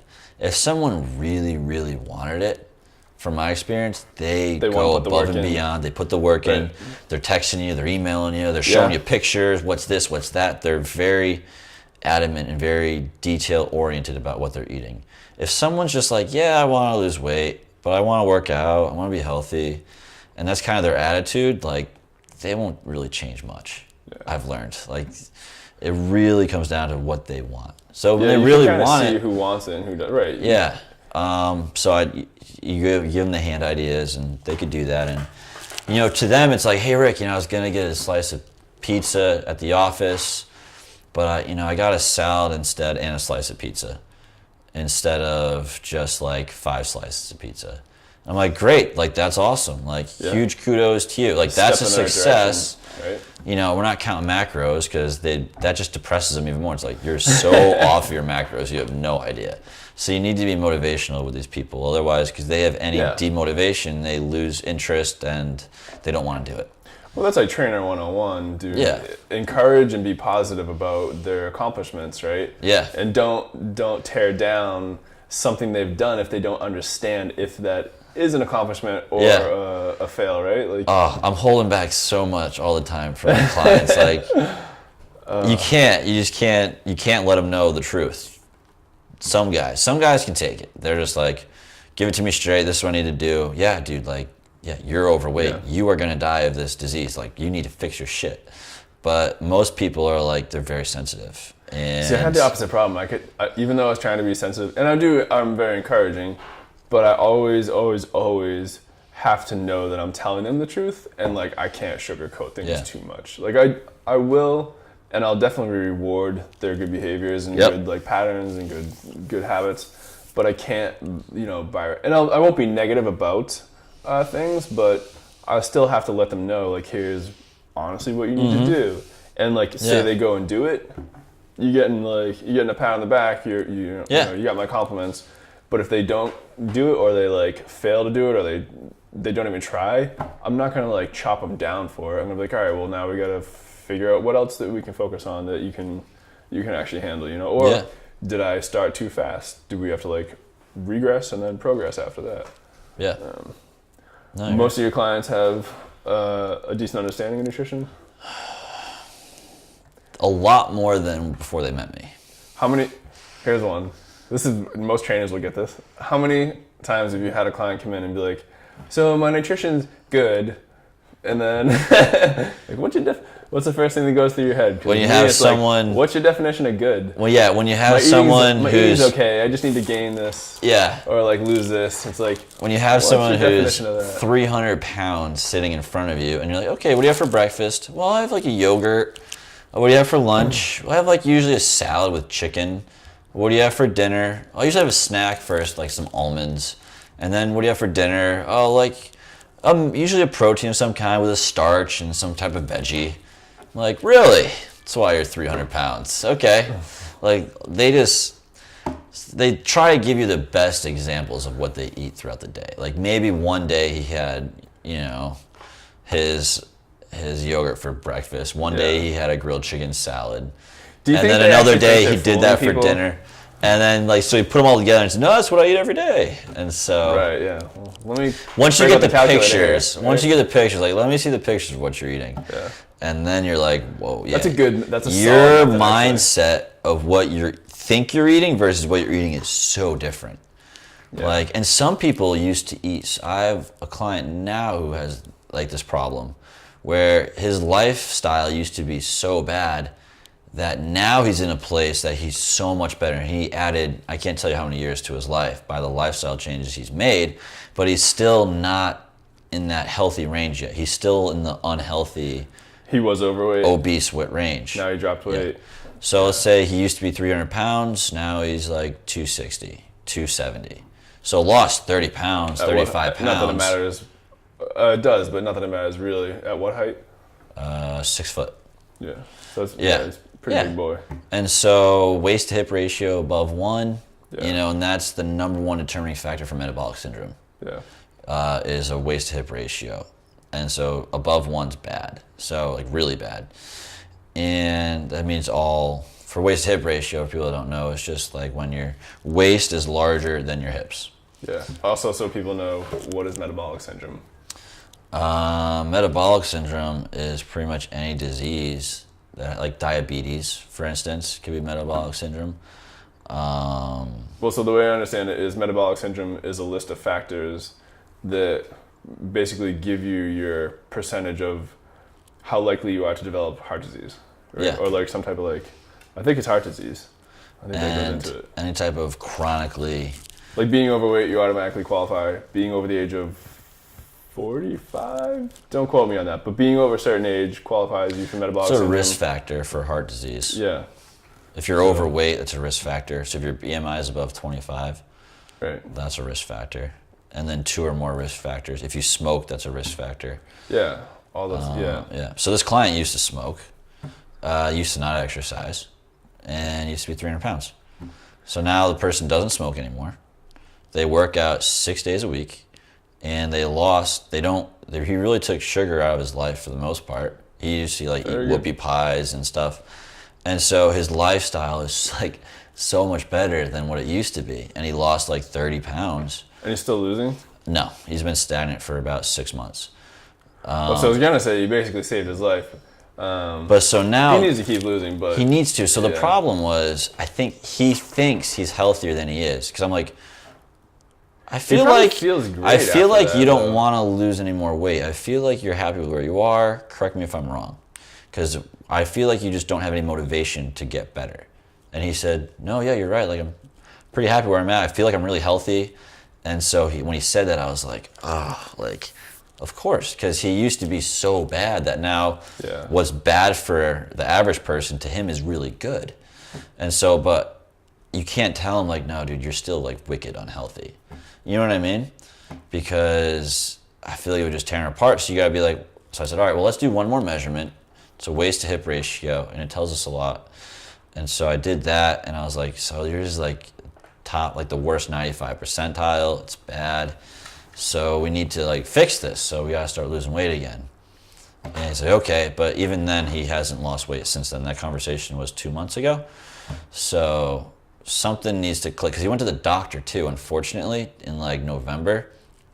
And the doctor's like, no, we don't need to do any blood work or any other tests because you're doing really great right now. Because in the doctor's mind, he's like, wow, you were 300, you've lost like 30 pounds the past like 6 months. So it's kind of pointless to do any blood work or any other tests, because even if I found something, I would still tell you to do exactly what you're doing now. So I could see why the doctor's like, but in his mind, he said, oh, the doctor thinks I'm healthy. Yeah. The doctor thinks I don't need anything. I'm good right now.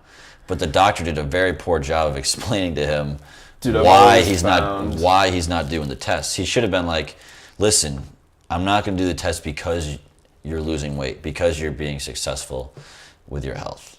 Instead of, no, you're doing good right now, so we don't need to do that.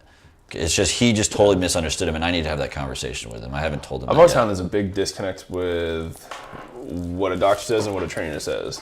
And I do understand a large part of where this comes from, because trainer is still like it's such a loose image in people's heads. Like, you could have some random schmuck from like, I don't want to say a place because that's offending a place, but like, Yeah. you could have like a trainer from like Workout World, right? Yeah. And then you could have a trainer from Equinox. They're different worlds of trainers, Yeah. right? Or you could have a trainer who's like out on his own, has been doing all this stuff this whole time, and like they're really good. So like there's different levels of trainers, and I think a lot of people already have a predetermined notion in the head of what a trainer is. I think doctors are included in that. And then so when a doctor would say something, or clients also, they have a predetermined notion, right? Or like, so the doctor, usually in their minds, the doctor automatically knows more. He's the ultimate, and he should be for legal reasons, and a lot of times medical reasons, very definitely. But that doesn't mean that like the communication shouldn't be there with the trainer, and you shouldn't have any faith in what the trainer is doing. Like, I think that if you tell your client to do something, like you were having your client lose weight, and then the doctor said basically, good job losing that weight, no more tests.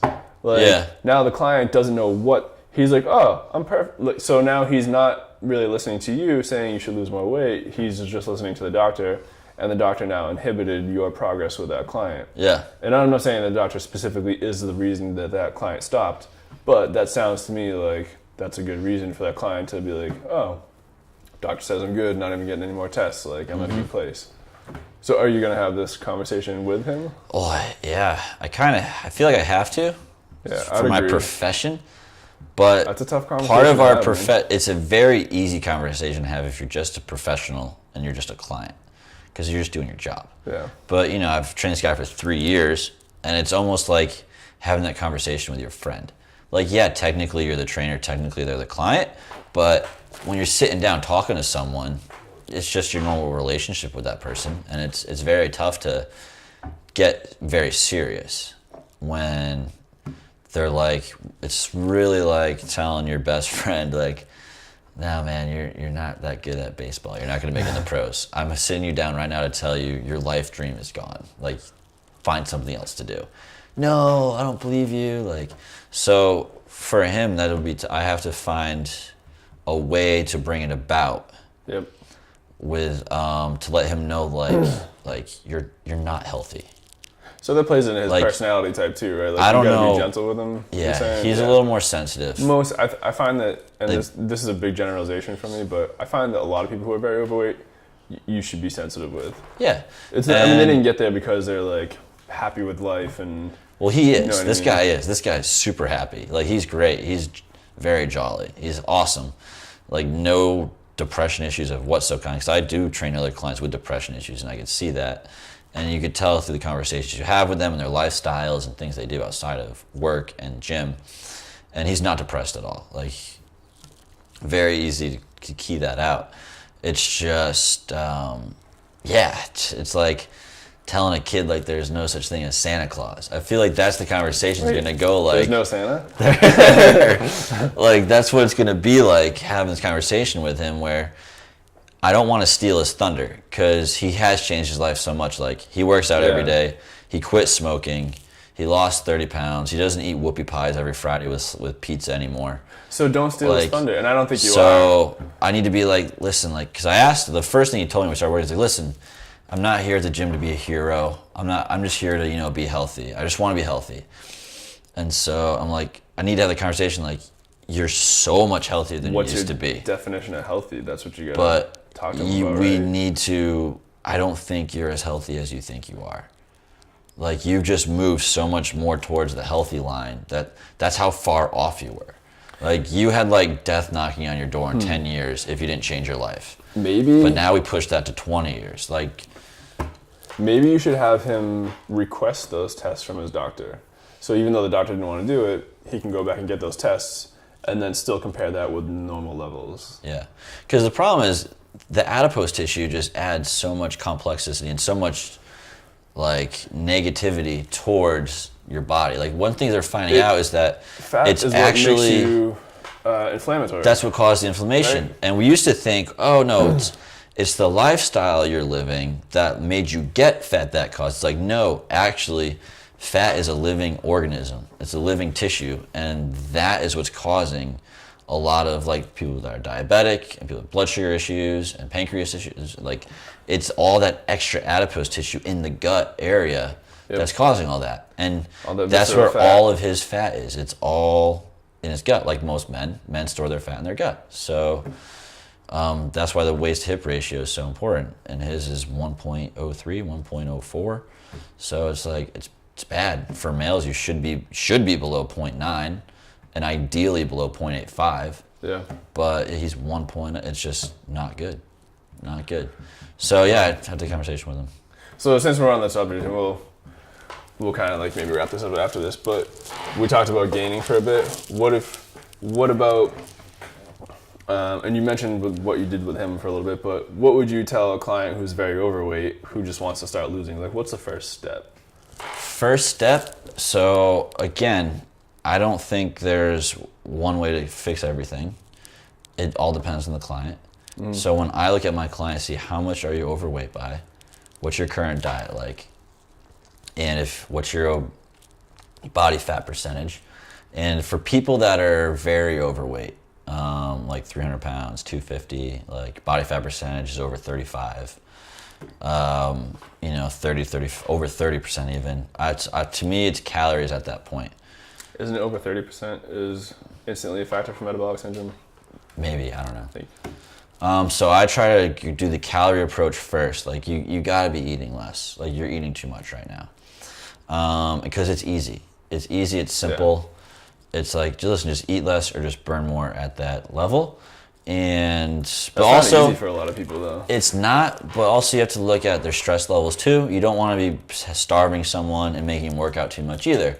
Because we know how much important like stress hormones are in the body, like cortisol and then things you like that. Store the fat instead of exactly. Right. So there's a lot that goes into it, but generally speaking, people that are very overweight eat less. Yeah. And then people that once you get down to like 25% body fat, 20% body fat, then I look at macros more. And look it's at like, the breakdown of macros. Look at the breakdown of macros, and I try to change their meals more. Yeah. But on the other hand, you could also have that person that's 300 pounds. And you could just change their meals right away if they're ready. It's like, all right, this is what you're eating now. Let's just change breakfast. Like, you eat whatever you want. Keep doing your thing. Let's just change breakfast for 2 months. And then the next 2 months, all right, let's change your lunch. And then 2 months later, let's change your dinner. And then you can keep to develop habit, right? To develop habits. Right. Exactly. You want to develop habits, the stuff that they do every day. One thing at a time. It depends. That's how you put a habit into place. It really depends on the person. Right. So like, those are two different approaches I would have for someone who's very overweight and just wants to be healthy. Like, okay, let's look at how much you're eating, and if maybe we just cut calories for you. And then B, the other route would be, okay, macros and meals and nutrients. So like, let's try to get more nutrients in you. And then you'd have to look at their meals. Maybe A, you change the meals completely, or B, you just add stuff here and there. Like, let's add a protein shake in the morning. Let's add a protein shake. Because some people too, like, protein has a good satiety to it. So maybe if they eat more protein, they'll eat less bad stuff after that. So a lot of times we like to add protein and add nutrients to our clients before we take stuff away. It's like, I don't know what, I get home, I just eat a lot. So yeah, because you're starving all day, man. Let's get a good high protein lunch in there. Let's get a protein shake in the afternoon. You know, maybe some type of protein bar in the morning. You know, you don't do it all at once, but every month you try to add one thing in. And then before you know it, they're getting home and they're like, oh yeah, I'm not eating as much anymore. I'm not having that bag of chips. I'm just eating my dinner. And then I'm very satisfied. And I don't have the whole pint of ice cream before sitting in front of my late night TV. So everyone's very different. My approach is different. It depends on the person. But fortunately, through my course of my career, in education, I've learned a lot of different tools and how to deal with a lot of different people. Yeah. It's anytime someone says, "Oh, this is what you do for weight loss," just don't listen to them, because it's really it's so. Don't read magazines. It's so variable. Read the magazines, but don't use that as your Bible, right? Exactly. Like, someone's like, "Oh, you gotta go no carb." Like my father, for instance, he goes no carb. He's high fat diet. 70% of his calories come from fat, and the others from protein and no carbs. And he lost zero carbs. He'll have vegetables. So he still has carbs. Very little vegetables. So people know too, right? Like very little vegetables. A vegetable is a carbohydrate. It's a carb. I think most people are mistaking not that a for simple starch. Sugar. Yeah. Right? So. But even then, like, there's not much carbs in vegetables. Like, you have to like boil them down, burn them, fry them to get them small enough where you can get enough carbs. Like. Veggies? You're not going to get like that many carbs from veggies. There's just too dense in fiber. Well, you kind of defeat the purpose of having veggies if you like boil them down and fry them up so much. The more you cook them, the more you kill the nutrient. Totally. Right? But I'm just saying if you wanted to get them a lot of calories via vegetables. So that's not a method, by the way. Nobody's like, I'm gonna go gain weight. I need more pasta. I need more spinach. Right? I need more kale. Yeah. Like. But so that's what my dad does, and it was successful for him, and his blood work's good too. His blood work got better, and for that diet worked for him. But in his mind, like, that's what you gotta do, and that's what he tells you. Yeah, you gotta do this thing. And so, he knows it works for him. He doesn't preach it too much to other people, but he's a big believer and fan of it. So yeah, everyone has their own thing, and everyone's very different. So if some personal trainer or if some nutritionist or whatever said, "Oh, this is the diet you gotta do because it's the best," and I have all my clients do this, I have all my patients do this. Well, if all of them are doing it, okay, it's a very general thing. Exactly. Right? You're not specifically tailoring to the person their needs, because we're dealing with humans. We're not dealing with robots. Yeah. It's a very big difference between strength and conditioning and dealing with the general population. Even robots are different. Even robots are different. Specific. Exactly. Right? Yeah. So yeah, variety. Everyone's different. There's not one diet that's going to fix everyone. Yeah. Just healthy. That's why I'm a big believer in just eating healthy. And some people are designed to be a little more overweight than others. Like, I'm a very skinny, lean person.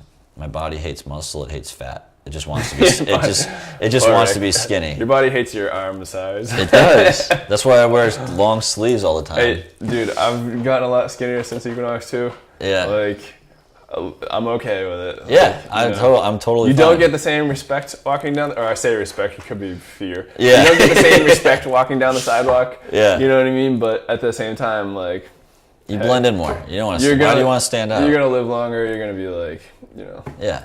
Who cares? And that's the thing. I realized some people carry more fat than others, and it's fine. Like, that's just as long as you're eating healthy with a healthy lifestyle. Yeah. And there's a number for that. It could be high density mitochondria fat. It could be brown fat, right? Yeah. Like, could actually be useful for energy production or like could warmth, be. Right? Yeah. So yeah. Dude, cool. I think we got a lot of good info about nutrition. We did. People. Yeah. Yeah. Thanks for having me. This is fun. Dude. Actually, thank you for coming. I'm sure I'll have you again sometime. Yeah. Rick, it's a pleasure. Pleasure, Brian. All right, man. Let's hope this stayed recording.